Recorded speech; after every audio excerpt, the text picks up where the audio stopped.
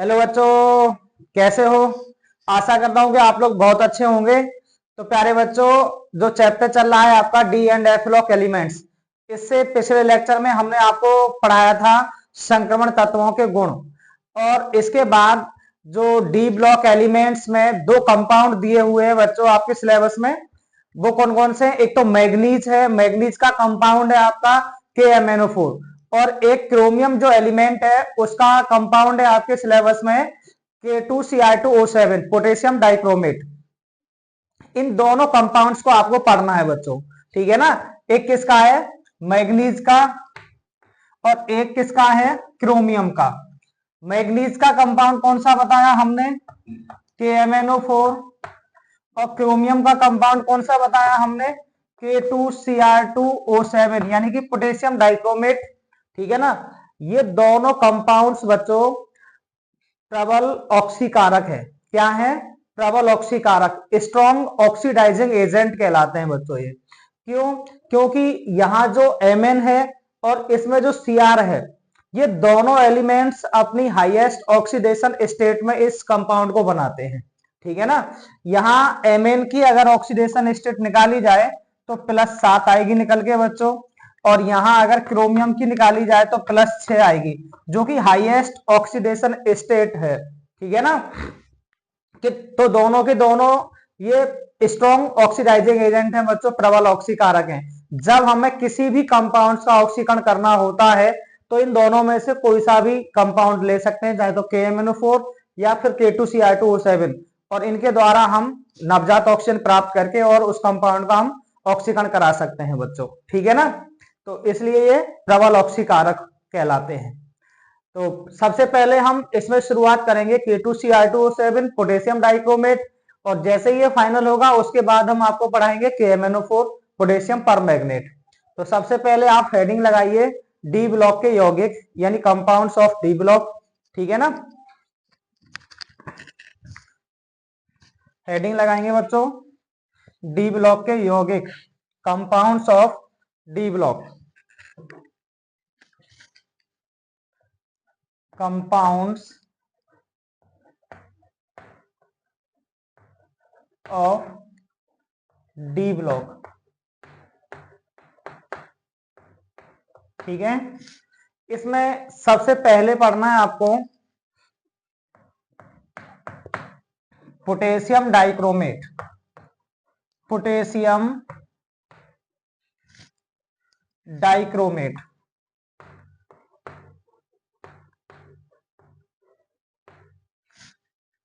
Formula क्या बताया था हमने इसका, K2Cr2O7। तो इसको बनाने का तरीका क्या है बच्चों, देखिए सबसे पहले लेते हैं हम क्या, क्रोमाइट अयस्क। क्या लेते हैं, क्रोमाइट अयस्क। क्रोमाइट अयस्क का फॉर्मूला होता है FeCr2O4, ठीक है।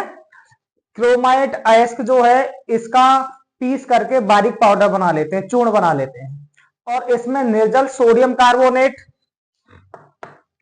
Na2CO3, ठीक है ना, ये मिलाते हैं, और साथ में वायु की उपस्थिति में इसका भर्जन करते हैं परावर्तनी भट्टी में भर के बच्चों, ठीक है ना। परावर्तनी भट्टी में भर के इसका भर्जन करते हैं, यानी जो है O2 लेते हैं, और तब बनता है सोडियम क्रोमेट। क्या बनता है बच्चों, सोडियम क्रोमेट Na2CrO4, Na2CrO4। ये होता है पीले कलर का बच्चों, कैसा, येलो कलर का, ठीक है ना। और इसमें फिर हम क्या करते हैं, H2SO4 डालते हैं। क्या डालते हैं, यहाँ पे साथ में Fe2O3 भी बन जाएगा, जो कि अवलेय होता है, छान के विलयन से इसको निकाल लिया जाएगा, ठीक है ना।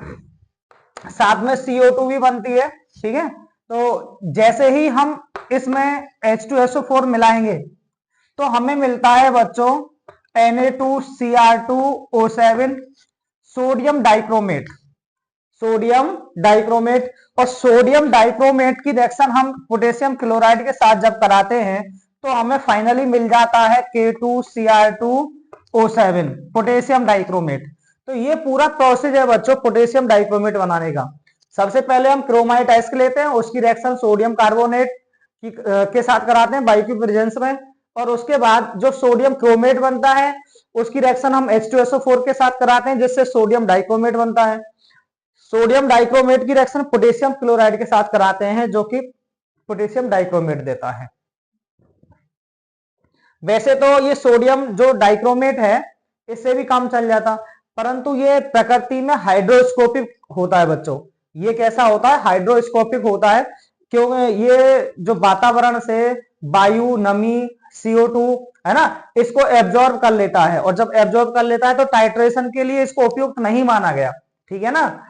इसलिए फाइनली क्या बनाना पड़ा? पोटेशियम डाइक्रोमेट टाइट्रेशन के लिए, ठीक है। तो चलिए पहले इसको हम बनाते हैं, किसको? सोडियम क्रोमेट को बनाते हैं सबसे पहले, ठीक है ना। तो हेडिंग लगाएंगे पोटेशियम डाइक्रोमेट, ठीक है। और बनाने की विधि क्या है इसकी? बनाने की विधि, बनाने की विधि। तो सबसे पहले हेडिंग लगाएंगे किससे? क्रोमाइट अयस्क से, क्रोमाइट अयस्क से, ठीक है। तो क्रोमाइट अयस्क का सूत्र अभी हमने बताया, क्या होता है बच्चों? या तो FeOCr2O3 लिख दें, या फिर क्या लिख दें? FeCr2O4। दोनों तरीके से लिख सकते हैं बच्चों, ठीक है, दोनों तरीके से। तो इसमें हम 3 स्टेप में बनाते हैं। कितने स्टेप में? 3 स्टेप में। इसे निम्न 3 पदों में बनाया जाता है, 3 पदों में बनाया जाता है, बनाया जाता है। किससे? क्रोमाइट अयस्क से। क्या? Potassium dichromate. कितने पदों में बनाया जाता है बच्चों? 3 पदों में बनाया जाता है, जिसमें पहला स्टेप जो होता है हमारा, वो होता है सोडियम क्रोमेट बनाना, सोडियम क्रोमेट बनाना, ठीक है। तो सोडियम क्रोमेट के लिए हम क्या करेंगे? जो क्रोमाइट अयस्क है हमारा, ठीक है, क्रोमाइट अयस्क ले लेंगे, FeCr2O4 प्लस, इसकी रिएक्शन हम किसके साथ कराते हैं बच्चों? Sodium carbonate Na2CO3 plus O2, है ना, इसके साथ कराते हैं CaO की प्रेजेंस में वर्जन प्रोसेस करके। मैंने अभी बताया था कि इसका बारीक पाउडर लेते हैं, उसमें निर्जल सोडियम कार्बोनेट मिलाते हैं, और वायु की उपस्थिति में परावर्तनीय भट्टी में भरकर इसको गर्म करते हैं, ठीक है ना। तब क्या बनता है बच्चों? जैसे ही इसके साथ हम रिएक्शन कराएंगे तो बनता है Na2Cr O4 plus Fe2O3 ferric oxide plus CO2 plus CO2। अब इसको बैलेंस करने के लिए हम क्या करेंगे बच्चों कि 4 टाइम्स यहाँ पे गुणा कर देंगे 4 से, और यहाँ पर 8 से, ठीक है ना, गुणा करके। और अभी सोडियम कितना हो जाएगा? यहाँ पे Fe है, तो 2 टाइम्स Fe2, Fe बैलेंस हो जाएगा, 8 सोडियम, इसका मतलब 8। अब कार्बन यहाँ पे 8 हो गए, तो यहाँ भी हमें कार्बन 8 करने पड़ेंगे, ठीक है। तो 8 CO2। अब ऑक्सीजन बैलेंस करने के लिए कितना हो जाएगा? ये 4 चौक 16 और 8 तिया 24, 24 और 16 40, ठीक है, और 40 और 2 42। इधर कितना हो जाएगा? 8 चौक 32, 3 दूनी 6 38, और 8 दूनी 16, 44 54। यहाँ पे क्या करेंगे हम? 42 तो है ही, तो 7 से गुणा कर दो, 7 दूनी 14, अब 54 हो जाएंगे इधर भी, ठीक है ना। तो रिएक्शन हो गई बच्चों आपकी बैलेंस। ये क्या बन गया बच्चों? Sodium chromate. क्या बना है ये आपका? Sodium chromate. अब जैसे ही सोडियम क्रोमेट बनता है, ये येलो कलर का क्रिस्टल होता है बच्चों, येलो कलर का होता है ये, ठीक है ना। अब इसके बाद हम बनाते हैं सोडियम डाइक्रोमेट। क्या बनाते हैं? सोडियम डाइक्रोमेट सेकंड स्टेप में, तो हेडिंग लगाएंगे सोडियम डाइक्रोमेट बनाना, डाइक्रोमेट बनाना, ठीक है। तो क्या लेंगे, Na2CrO4 ले लेंगे, ये सोडियम क्रोमेट है, Na2CrO4 प्लस इसकी रिएक्शन H2SO4 के साथ कराएंगे, किसके साथ में, H2SO4 के साथ में, तब बनता है बच्चों Na2CR2O7 प्लस Na2SO4 बनेगा बच्चों, Na2SO4 प्लस H2O। इसको बैलेंस करने के लिए हम क्या करेंगे, Na कितनी बार आ गए, 4 बार, तो हम यहाँ पे 4 से गुणा कर देंगे, ठीक है। Na आ गए Na2SO4, तो 2 से गुणा कर देंगे बच्चों, यहाँ पे कितने से, 2 से, क्योंकि 2 टाइम्स तो है, 2 दूनी 4, 2 और 2 4। अब पूरा बैलेंस हो गया, Cr2 है, सब कुछ बैलेंस है बच्चों। ये बना आपका सोडियम डाइक्रोमेट, क्या बन गया, सोडियम डाइक्रोमेट, डाइक्रोमेट, ठीक है ना। अब सोडियम डाइक्रोमेट की रिएक्शन हम पोटेशियम क्लोराइड के साथ करा दें तो पोटेशियम डाइक्लोरेट बन जाएगा, ठीक है ना, क्लोराइड क्रोमेट बन जाएगा। तो आप इसे नोट करें पहले, उसके बाद हम आपको इसका अगला स्टेप बताते हैं।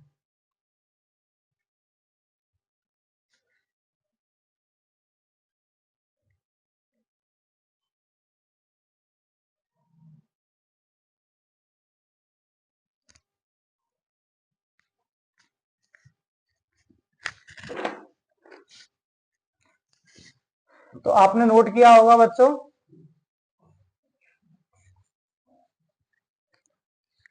जैसे ये बना सोडियम डाइक्रोमेट, अब बनाएंगे इसी से पोटेशियम डाइक्रोमेट। क्या बनाना है बच्चों, potassium dichromate.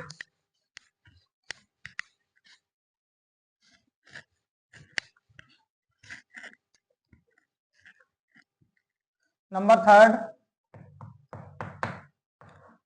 Potassium dichromate, dichromate बनाना। तो जो हमें मिला है बच्चों, क्या मिला है, Na2CR2O7, इसकी रिएक्शन हम पोटेशियम क्लोराइड के साथ करा देंगे बच्चों, किसके साथ, पोटेशियम क्लोराइड के साथ। तो यहां से Na निकल के इसके साथ आ जाएगा और K निकल के यहां चला जाएगा, तो यहाँ पे हम 2 टाइम्स लेंगे बच्चों KCl, ठीक है। तो ये 2 Na और 2 Cl, 2 times NaCl plus K2 इसके स्थान पे आ जाएगा, और क्या बन जाएगा बच्चों, K2Cr2O7 बनेगा। इसको बोलते हैं हम पोटेशियम डाइक्रोमेट, पोटेशियम डाइक्रोमेट बोलते हैं, ठीक है ना। अब बात करते हैं इसकी फिजिकल प्रॉपर्टीज की बच्चों, ठीक है। K2Cr2O7 की फिजिकल प्रॉपर्टीज क्या है, तो हेडिंग लगाएंगे बच्चों K2Cr2O7 के भौतिक गुण, भौतिक गुण, ठीक है। फिजिकल प्रॉपर्टीज ऑफ K2Cr2O7, तो पहली बात बता दें ये कैसे रंग का होता है बच्चों, नारंगी रंग का, कैसे रंग का होता है ये, नारंगी रंग का, ठीक है। तो पहला पॉइंट तो यही बना देंगे, यह है नारंगी रंग का होता है, नारंगी रंग का होता है, ठीक है। दूसरी बात, ये जल में तो विलय होता है बच्चों, लेकिन अल्कोहल में अवलय होता है, अल्कोहल में क्या होता है, अवलय। तो दूसरे पॉइंट में लिख सकते हैं हम, यह जल में जल में विलेय, परंतु अल्कोहल में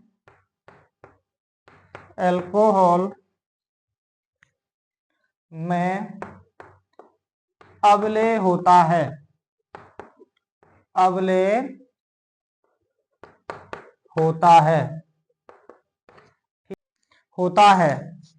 और इसका गलनांक जो होता है बच्चों वो 369 केल्विन के लगभग में होता है। ठीक है, तो तीसरे पॉइंट में हम लिख सकते हैं कि इसका गलनांक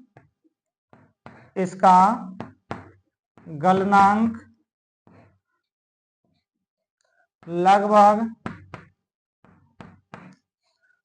369 केल्विन होता है, 369 केल्विन होता है। ठीक है, तो प्यारे बच्चों आप इसे नोट करें, फिर इसके बाद में फिजिकल प्रॉपर्टीज के बारे में बात करते हैं।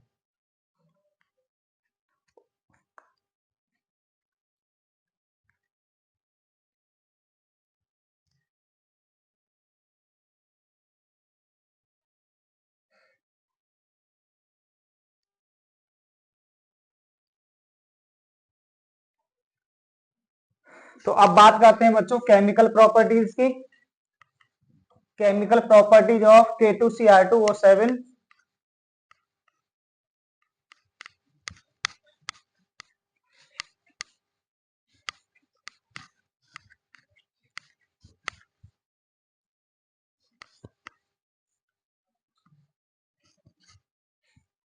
हेडिंग लगाएंगे रासायनिक गुण, रासायनिक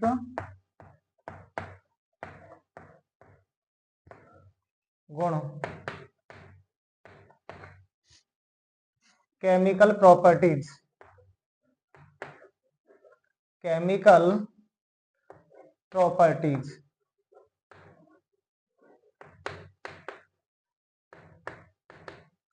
तो पहला है बच्चों ऊष्मा का प्रभाव, इफेक्ट ऑफ हीट। ठीक है ना, ऊष्मा का प्रभाव, ऊष्मा का प्रभाव, ऊष्मा का प्रभाव जैसे ही हम पोटेशियम डाइक्रोमेट को गर्म करते हैं तो ये टूटता है बच्चों पोटेशियम क्रोमेट और क्रोमिक ऑक्साइड में अपघटित हो जाता है और साथ में ऑक्सीजन गैस मुक्त होती है बच्चों। ठीक है ना, यानी जो K2Cr2O7 है, अगर हमने इसको गर्म किया बच्चों, ठीक है ना, क्या किया, गर्म किया, तो फिर ये टूट जाएगा किस में, K2Cr O4 पोटेशियम क्रोमेट में, पोटेशियम क्रोमेट, और साथ में क्या देता है, chromic oxide Cr2O3 chromic oxide, और साथ में ऑक्सीजन गैस मुक्त होती है बच्चों। ठीक है ना, अब इस रिएक्शन को बैलेंस करना है तो यहाँ पे हम कितने से गुणा कर देंगे, 2 से। तो पोटेशियम कितने हो गए, 4, तो 2 से यहाँ गुणा कर देंगे, पोटेशियम 4 हो गए, Cr2 और 2 4। ठीक है, ऑक्सीजन 7 दूनी 14 और 4 दूनी 8 और 3 11 और 2 13। तो यहाँ पे क्या कर देंगे हम, 3/2 कर देंगे बच्चों। कितना कर देंगे, 3/2। तो कितने ऑक्सीजन हो गए, ये 3, 3 और 3 कितने हो गए, 6, 6 और 8 कितने हो गए, 14। तो ऑक्सीजन बैलेंस हो गए बच्चों। ठीक है, ये तो ऊष्मा का प्रभाव है। अब बात करेंगे जो मेन रिएक्शन शुरू होने वाली है वो है अम्लीय माध्यम में ऑक्सीकारक गुण, क्योंकि ये प्रबल ऑक्सीकारक होता है तो ये किसी भी कंपाउंड का ऑक्सीकरण कर सकता है। ठीक है ना, तो हेडिंग लगाएंगे बच्चों अम्लीय माध्यम में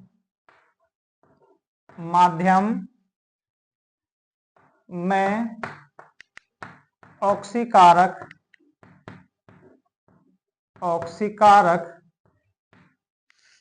गुण। ठीक है, अम्लीय माध्यम में ऑक्सीकारक गुण। तो अम्लीय माध्यम में ऑक्सीकारक गुण हम करते कैसे हैं, देखिए जो K2Cr2O7 होता है, K2Cr2O7 O7 इसमें हम H2SO4 मिलाते हैं। क्या मिलाते हैं बच्चों? H2SO4 सल्फ्यूरिक एसिड मिलाते हैं तो बनता है K2SO4 पोटेशियम सल्फेट, साथ में Cr2SO4 का होल थ्राइस प्लस H2O बनेगा और साथ में मिलता है हमें नवजात ऑक्सीजन। क्या मिलता है बच्चों? नवजात ऑक्सीजन। जो ये नवजात ऑक्सीजन है यही प्रत्येक कंपाउंड का क्या करता है? ऑक्सीकरण करता है बच्चों। ठीक है ना? क्या करता है? ये ऑक्सीकरण करता है। अब इसको बैलेंस करने वाली बात है तो हम इसको बैलेंस करेंगे यहां पे 4 टाइम्स H2SO4 लेकर के। कितने टाइम्स? 4 टाइम्स H2SO4 लेकर के। ठीक है, बाकी K2 दो है, दो हो गए, और Cr2 दो है, दो हो गए। बाकी पूरी रिएक्शन बैलेंस है। अब 4H 4 दूनी 8 8 हाइड्रोजन है तो यहाँ पे 4 H2O निकालेंगे बच्चों। कितने? 4। अब ऑक्सीजन को काउंट कर लेते हैं बच्चों। इधर 4 चौक 16 और 7 कितने हो गए? 23। और इधर कितने हैं? 4 12 और 4 16, 16 4 20 और 3 कर देंगे यहाँ पर 23। अब ऑक्सीजन भी बच्चों क्या हो गए? बैलेंस हो गए। तो इस कॉन्सेप्ट को आपको प्रैक्टिस करके चलना है बच्चों, क्योंकि इसी के साथ हम प्रत्येक कंपाउंड की रिएक्शन बनाने वाले हैं। ये तो आपको तैयार करना ही करना है हर हालत में। ठीक है ना? अब जिसके साथ भी हम रिएक्शन बनाएंगे, जिस कंपाउंड के साथ रिएक्शन बनाएंगे, उसमें सबसे पहला स्टेप तो हमें यही लिखना पड़ेगा बच्चों। ठीक है? और सेकंड स्टेप में हम रिएक्शन उसके साथ बना देंगे। तो पहले आप इसे नोट करें, उसके बाद फिर इसकी केमिकल प्रॉपर्टी शुरुआत करते हैं इनके साथ ऑक्सीकारक गुण। ठीक है ना? नोट करें।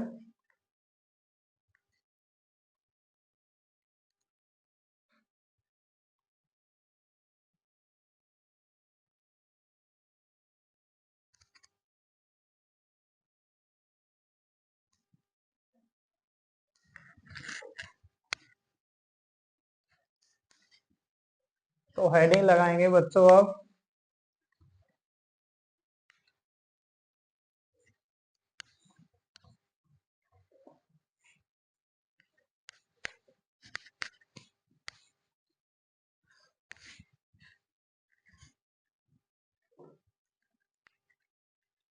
इसमें ऑक्सीकारक गुण में हेडिंग लगाएंगे नंबर फर्स्ट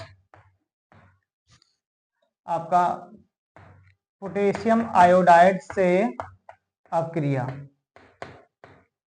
अभिक्रिया यानी KI से अभिक्रिया, या फिर हम ऐसे भी बोल सकते हैं इसको कि आयोडाइड, आयोडाइड का आयोडीन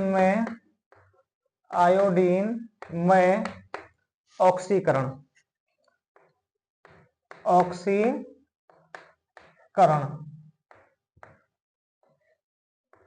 ठीक है?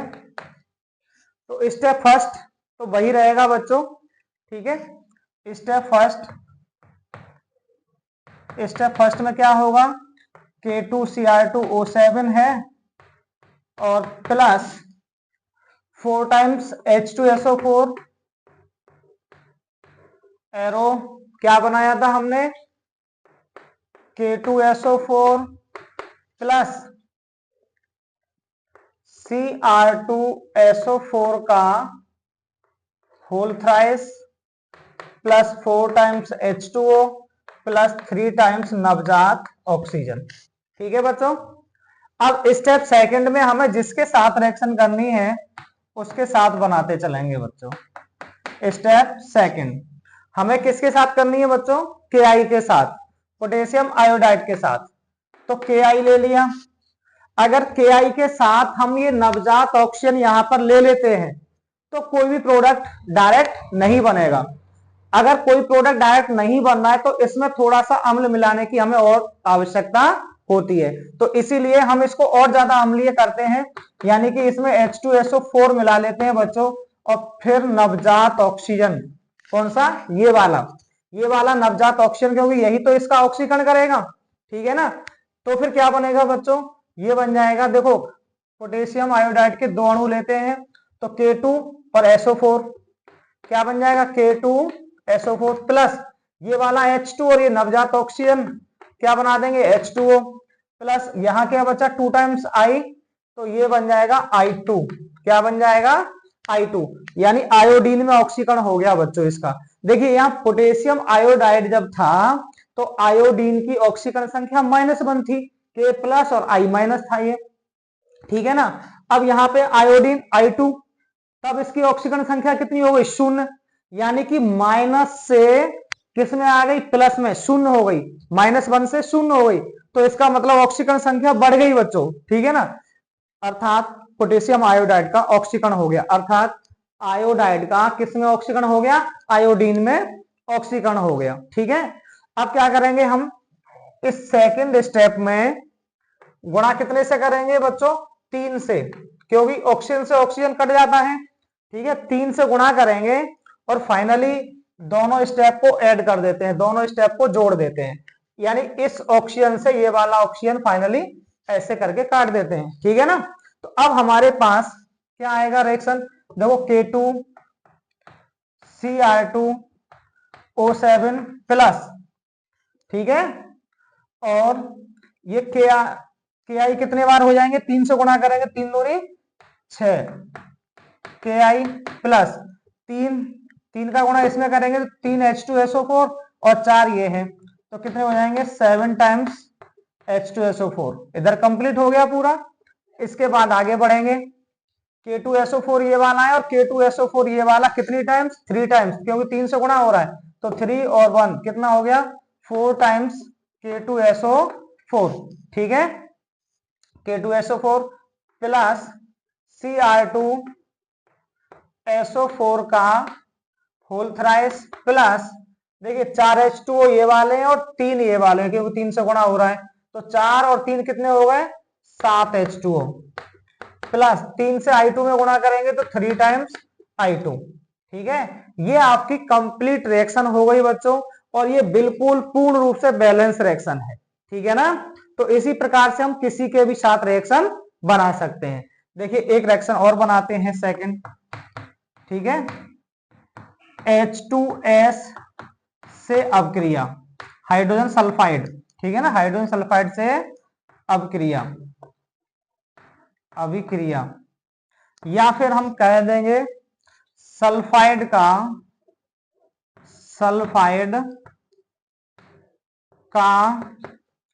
सल्फर में ऑक्सीकरण,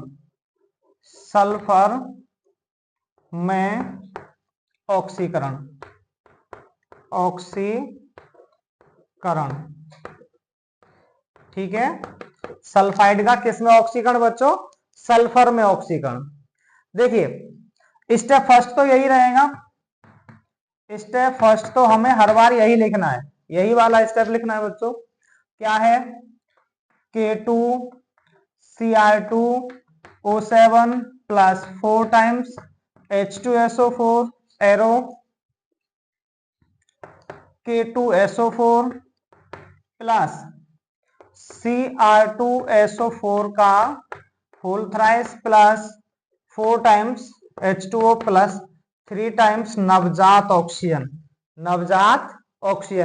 नवजात का भी हम आपको अर्थ समझाते हैं। नवजात ऑक्सीजन होता क्या है, जो हाल ही में, जैसे नवजात शिशु होता है ना बच्चों, क्या होता है नवजात शिशु, ठीक है ना। इसी प्रकार जो ऑक्सीजन हाल ही में किसी रासायनिक अभिक्रिया के द्वारा प्राप्त होता है ना, उसे हम क्या बोलते हैं नवजात ऑक्सीजन। वो बहुत ज्यादा रिएक्टिव होता है बच्चों, ठीक है ना, बहुत ज्यादा क्या होता है वो रिएक्टिव, यही तो ऑक्सीडेशन करता है किसी भी कंपाउंड्स का। तो स्टेप सेकंड किसके साथ कर रहे हैं बच्चों, H2S के साथ, है ना, H2S के साथ कर रहे हैं। तो सल्फाइड, ये हाइड्रोजन सल्फाइड है, यहाँ पे सल्फर की ऑक्सीकरण संख्या कितनी है -2 है सल्फाइड की इसमें, ठीक है ना। तो प्लस नवजात ऑक्सीजन, ये वाला आ गया नवजात ऑक्सीजन, ठीक है। तो क्या बन जाएगा बच्चों, ये H2 और ये O मिलके क्या बन जाएगा H2O प्लस सल्फर अलग हो जाएगी, सल्फर में ही तो ऑक्सीकरण करना है, तो सल्फर अलग हो गई। अब ये -2 से कितनी हो गई 0, -2 से 0 हो गई, यानी इसका क्या हो गया ऑक्सीकरण हो गया, ठीक है। अब देखो यहाँ पे ऑक्सीजन कितने 3 और यहाँ कितना है एक, तो हमें कितने से गुणा करना है इस रिएक्शन में? 3 से, यानी ऑक्सीजन से ऑक्सीजन, ठीक है, कट जाएगा। अब फाइनली क्या लिखेंगे? देखो K2Cr2O7, K2Cr2O7 plus 4 times H2SO4, 4 times H2SO4 plus 3 से गुणा कर रहे हैं H2S में, तो 3 टाइम्स H2S एरो। अब क्या बचेगा इधर देखो, K2SO4, K2SO4 प्लस Cr2SO4 का होल थ्राइस, Cr2SO4 का होल थ्राइस। और देखो 4 H2O ये वाले हैं और 3 कितने हैं? ये वाले, क्योंकि 3 से गुणा हो रहा है, तो 7 H2O, ठीक है ना, 7 H2O प्लस, और कुछ बचा नहीं, यहाँ पे क्या बचा? सल्फर, प्लस 3 टाइम्स सल्फर, ठीक है, क्या है ये? सल्फर है, 3 टाइम्स सल्फर बच गया बच्चों। तो इस प्रकार से हम किसी का भी ऑक्सीकरण कर सकते हैं, किसी के साथ इसकी रिएक्शन बना सकते हैं बच्चों। आप इन्हें दोनों प्रॉपर्टीज को नोट करिए, इसके बाद अगली प्रॉपर्टीज के बारे में आपको बताते हैं।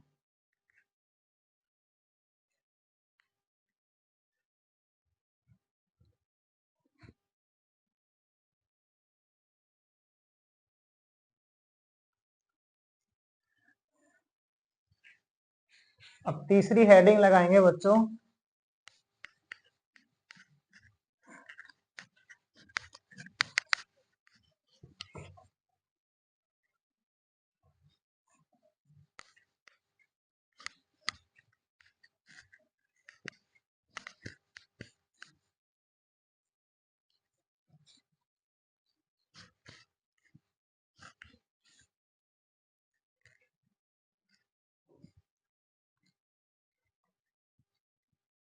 नंबर 3,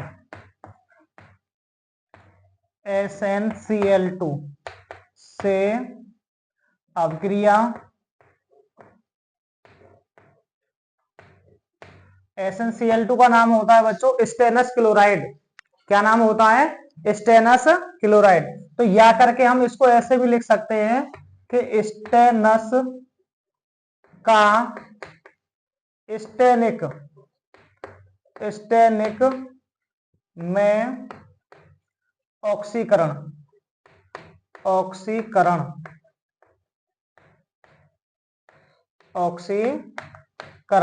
स्टेनस क्या होता है? Sn+2, ठीक है ना, और का Sn+4 में, किसमें? Sn+4 में, ठीक है ना। तो स्टेप फर्स्ट तो यही रहता है बच्चों, स्टेप फर्स्ट में क्या होता है? K2Cr2O7 plus 4 times H2SO4 arrow, K2SO4 plus Cr2SO4 का whole thrice plus 4 times H2O plus 3 times नवजात ऑक्सीजन, ठीक है। स्टेप फर्स्ट तो यही रहना है बच्चों। इसके बाद अब हम करेंगे SnCl2 के साथ सेकंड स्टेप में, स्टेप सेकंड SnCl2। तो SnCl2 के साथ जब करेंगे, अगर हम ये नवजात ऑक्सीजन ले लें बच्चों यहाँ पे, तो SnCl4 नहीं बन पाएगा, क्योंकि देखो SnCl2 कब बना है? जब Sn पर +2 और Cl पर -1 है, तो इसके आवेश का इसमें गुणा और इसके आवेश का इसमें गुणा, तो क्या बन गया? SnCl2।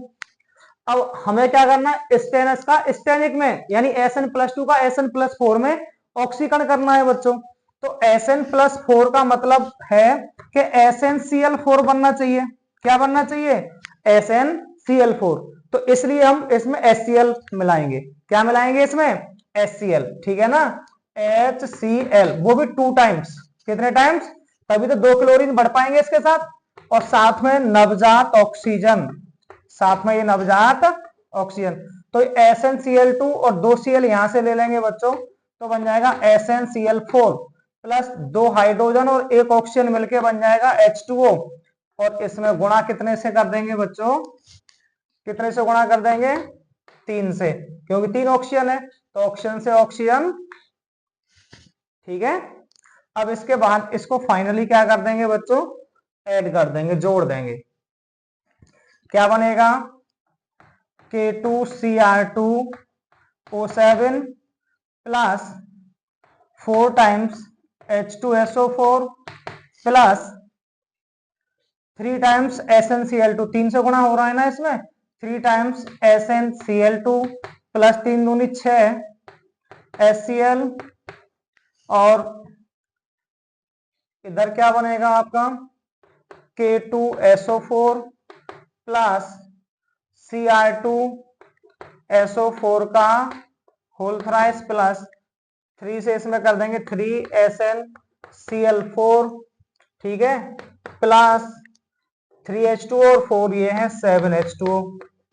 ये आपकी कंप्लीट रिएक्शन हो गई बच्चों। इसके बाद अगली हेडिंग लगाएंगे फेरस सल्फेट के साथ अपक्रिया। फेरस सल्फेट FeSO4 से अपक्रिया, FeSO4 से अपक्रिया, ठीक है। इसको बोलते हैं हम, ये फेरस सल्फेट है। क्या है, फेरस सल्फेट। तो हम बोल सकते हैं कि Fe+2 का Fe+3 में ऑक्सीकरण, Fe+3 में ऑक्सीकरण, यानी कि क्या लिख सकते हैं, फेरस का फेरिक में ऑक्सीकरण, ठीक है। तो स्टेप फर्स्ट यही रहेगा। Step first K2Cr2O7 plus 4 times H2SO4 arrow K2SO4 plus Cr2SO4 का whole thrice plus 4 times H2O plus 3 times नवजात ऑक्सीजन। अब स्टेप सेकंड में हम किसके साथ कर रहे हैं बच्चों, FeSO4 के साथ में, FeSO4 के साथ में, ठीक है। तो यहां FeSO4 बना कब, जब ये Fe+2 है और SO4-2 है, Fe+2 है और SO4-2 है। देखो Fe+2 और SO4-2 तभी तो बना आपका क्या, FeSO4। अब हमें बनाना है क्या, Fe+3। तो Fe+3 जब होगा तो SO4 का होल थ्राइस हो जाएगा, यहाँ पे SO4 का होल थ्राइस, ठीक है ना। तब होल थ्राइस होगा तो इसका मतलब थोड़ा सा एसिड मिलाने की हमें इसमें और आवश्यकता है, ठीक है ना। H2SO4 प्लस नवजात ऑक्सीजन। तो SO4 1 और SO4 1 2, हमें चाहिए 3, तो यहाँ पे 2 से गुणा कर देंगे। कितने से गुणा करेंगे बच्चों, 2 से गुणा, या फिर ऐसा करो यहां ना गुणा करके, ठीक है, यहां गुणा नहीं करके यहां पे गुणा करिए 2 टाइम्स, ठीक है। इसको साफ कर देते हैं।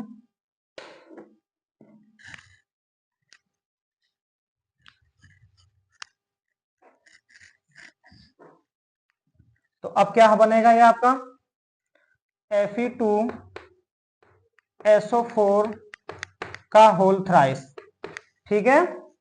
अब साथ में ये H2 और ये O क्या बन जाएगा, H2O। अब इसमें कितने से गुणा कर देंगे, 3 से, कितने से, 3 से, और फाइनली ये ऑक्सीजन कट जाएगा और बाकी जो बचा उसको ऐड कर देंगे बच्चों, ठीक है। क्या बचा, K2Cr2O7 प्लस 3 से इसमें गुणा करेंगे तो 3 दूनी 6 FeSO4 प्लस 3 H2SO4 और 4 7 H2SO4, ठीक है। और बाकी इधर क्या हो जाएगा, ये K2SO4 प्लस Cr2SO4 का होल थ्राइस, Cr2SO4 का whole thrice plus 3 times Fe2 SO4 का होल थ्राइस, और देखो 4 और 3 ऑप्शन 3 H2O ये वाले कितने होगा 7H2O, 7H2O। तो ये आपकी कंप्लीट बैलेंस रिएक्शन है बच्चों, ठीक है ना। इसी प्रकार से हम किसी का भी ऑक्सीकरण कर सकते हैं, तो आप इसे नोट करें अपनी नोटबुक पर।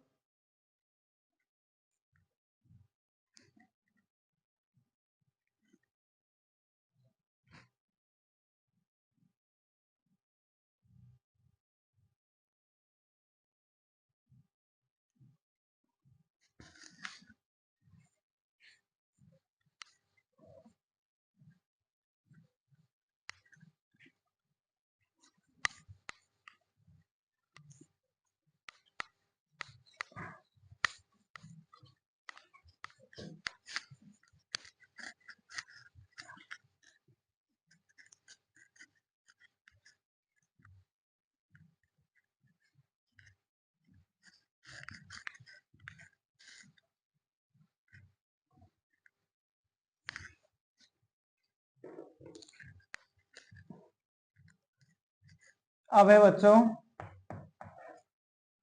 Na2SO3 से अपक्रिया, Na2SO3 से अपक्रिया, यानी सोडियम सल्फाइड है बच्चों। क्या है ये?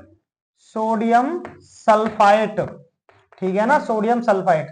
या फिर हम कह सकते हैं कि SO3-2 का SO4-2 में ऑक्सीकरण, मतलब सल्फाइट। ये क्या है बच्चों? सल्फाइट है। सल्फाइट का सल्फेट में ऑक्सीकरण, सल्फाइट का सल्फेट में ऑक्सीकरण, ऑक्सीकरण, ठीक है। तो स्टेप फर्स्ट में आपका यही रहेगा। स्टेप फर्स्ट क्या? K2Cr2O7 प्लस प्लस आ जाएगा आपका 4 टाइम्स H2SO4, H2SO4, और बन जाएगा आपका K2SO4 प्लस Cr2SO4 का whole thrice plus 4 times H2O और प्लस 3 टाइम्स नवजात ऑक्सीजन, ठीक है, 3 टाइम्स नवजात ऑक्सीजन। इसके बाद स्टेप सेकंड,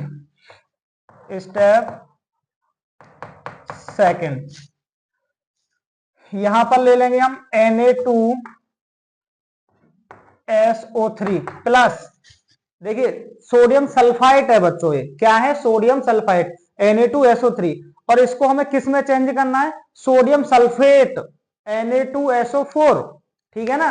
तो यहां हमें और ज्यादा एसिड मिलाने की आवश्यकता नहीं है, तो हम क्या करेंगे, इसमें नवजात ऑक्सीजन ले लेंगे बच्चों। ये नवजात ऑक्सीजन ले लिया, और अब क्या बन जाएगा इसमें? Na2SO4 क्या बनेगा? Na2SO4 सोडियम सल्फेट, ठीक है। और इसमें हम कितने से गुणा करेंगे? इसमें गुणा करेंगे बच्चों 3 से। कितने से? 3 से। तो ऑक्सीजन से ऑक्सीजन कट जाएगा, और फाइनली इसको क्या कर देंगे, हम ऐड कर देंगे बच्चों। तो ये बन जाएगा K2Cr2O7 plus 4 times H2SO4 plus 3 times Na2SO3 arrow, इधर कितना आएगा ये? K2SO4 प्लस Cr2SO4 का होल थ्राइस, Cr2SO4 का होल थ्राइस प्लस 3 से इसमें गुणा करेंगे, तो 3 टाइम्स Na2SO4 प्लस 4H2O है बच्चों। क्या है? 4H2O, ठीक है। ये आपकी रिएक्शन कंप्लीट हुई बच्चों। इसके बाद हम बना सकते हैं इसमें सल्फर डाइऑक्साइड से भी अपक्रिया बना सकते हैं, SO2 से अपक्रिया, SO2 से अपक्रिया ये भी बना सकते हैं, ठीक है ना। तो इसमें भी स्टेप फर्स्ट हमें यही रखना है। स्टेप फर्स्ट क्या रखेंगे बच्चों? K2Cr2 K2Cr2O7 plus 4 times H2SO4 arrow क्या आएगा K2SO4 प्लस Cr2SO4 का whole thrice plus 4 times H2O plus 3 times नवजात ऑक्सीजन। स्टेप सेकंड में हम क्या ले लेंगे बच्चों, step second sulphur dioxide SO2 plus, अगर यहाँ पे हम नवजात ऑक्सीजन सीधे ले लेते हैं बच्चों तो SO3 बनेगा, लेकिन यहाँ क्या बनता है फाइनली H2SO4, क्या बनता है H2SO4, तो इसलिए इसका जलीय विलयन लेते हैं हम। क्या लेते हैं इसका जलीय विलयन, मतलब इसमें H2O मिलाते हैं साथ में, तब नवजात ऑक्सीजन लेते हैं, ठीक है ना, तब क्या लेते हैं हम नवजात ऑक्सीजन। तो ये फाइनली क्या बन जाता है बच्चों H2SO4 बन जाता है। क्या बन जाता है H2SO4 बन जाता है, ठीक है। अब हम इसमें कितने से गुणा करेंगे 3 से, कितने से गुणा करेंगे 3 से, और फिर इसको जोड़ देंगे। देखिए ऑक्सीजन से ऑक्सीजन कट जाएगा। अब यहाँ पे क्या बचेगा K2Cr2O7 प्लस 3 का गुणा अगर हम S से करेंगे तो 3 टाइम्स SO2, ठीक है। अब इधर देखेंगे हम कि यहाँ पे 4 टाइम्स H2SO4 है बच्चों, कितने टाइम्स 4 टाइम्स, और ये LHS है और ये RHS में 3 से इसमें गुणा करेंगे तो 3 टाइम्स, तो ज्यादा किधर है इधर, कितना 1, तो जितना 4 में से 3 जाएंगे तो कितने बचेंगे इधर, एक H2SO4 बचेगा बच्चों, कितना H2SO4 बचेगा एक, ठीक है। उसके बाद यहां 4 H2O है और इसमें 3 से गुणा करेंगे 3 H2O है, तो इसका मतलब एक H2O इधर बचेगा, ठीक है ना। तो आगे भाई ये 3 है और ये 4 है, तो 4 में से ये वाले 3 घट जाएंगे तो एक बचेगा, वो इधर ही तो बचेगा, जिधर ज्यादा होता है उधर बचता है। तो ये K2SO4 प्लस Cr2SO4 का होल थ्राइस, और प्लस ये तो H2SO4 घट गया, इसमें से लेस हो ही गया, कुछ बचा नहीं, और 4 में से 3 H2O गए तो बचा प्लस H2O, ठीक है। ये आपकी फाइनल रिएक्शन हुई। तो प्यारे बच्चों ये केमिकल प्रॉपर्टीज पोटेशियम डाइक्रोमेट के आपके फाइनल हुए। इसके बाद इसके यूजेस हैं वो यूजेस लिख देते हैं, उसके बाद आज की क्लास समाप्त करेंगे बच्चों, ठीक है, आप इसे नोट करिए।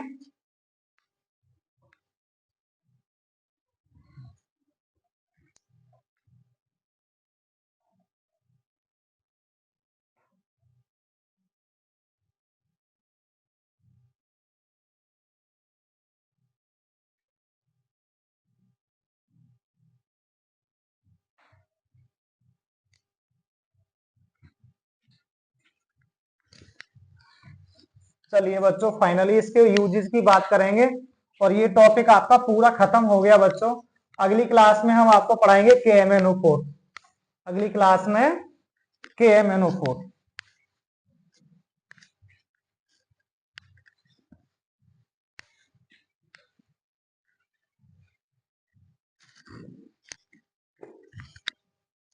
तो इसके हेडिंग लगा लेंगे उपयोग, उपयोग यूजेस, ठीक है। तो इसका उपयोग चमड़ा उद्योग में भी किया जाता है बच्चों, किसमें चमड़ा उद्योग में, चमड़ा उद्योग में, ठीक है। और दूसरा उपयोग हमने आपको बताया था किसमें, ऑक्सीकरण करने में, यानी प्रबल ऑक्सीकारक के रूप में, प्रबल ऑक्सीकारक, ऑक्सीकारक के रूप में, ठीक है ना। अगर हमें किसी कंपाउंड का ऑक्सीकरण करना है तो फिर इसको ले सकते हैं हम, ठीक है। और तीसरे नंबर में हम बात कर सकते हैं फोटोग्राफी, फोटोग्राफी में जिलेटिन जो फिल्म होती है, जिलेटिन, जिलेटिन जो जिलेटिन की फिल्म होती है, जिलेटिन फिल्म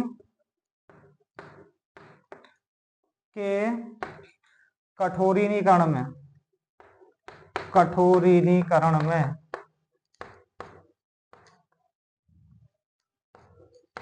ठीक है, तो ये है बच्चों इसके यूजेस। और आज की क्लास को हम यहीं समाप्त करते हैं। Thank you for watching this video.